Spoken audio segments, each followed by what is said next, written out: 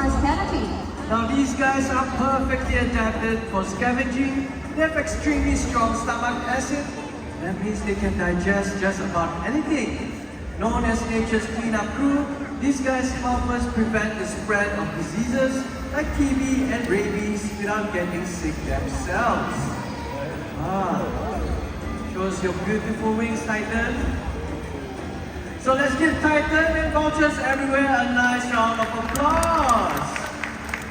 This is Titan's trainer Hashir, everyone. Just give. Hi. And one last round of applause for Titan and Hashir. Bye.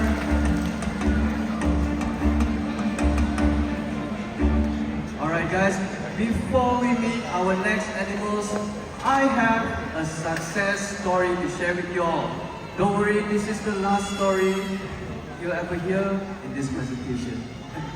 So 50 years ago, the smooth-coated otters completely disappeared from Singapore's rivers and waterways as they were too polluted to support any animal life.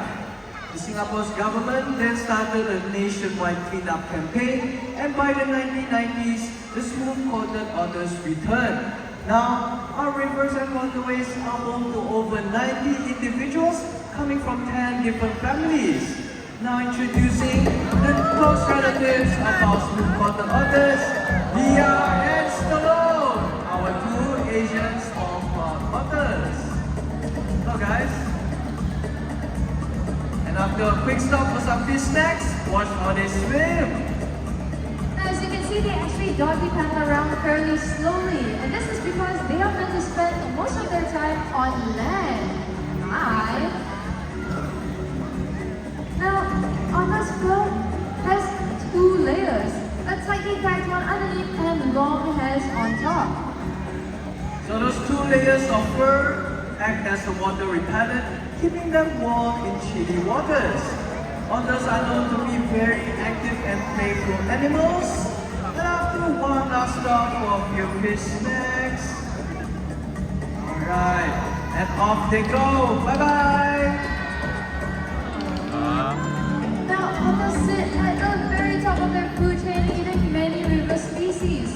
But what Singapore's story has taught us is that if we find plastics like this in our rivers, you will not find any otters there. Each year, close to 6 million tons of plastic waste is found in rivers and waterways worldwide. So, we must reduce, reuse, and with what little plastic is left, we must recycle. That's right. And speaking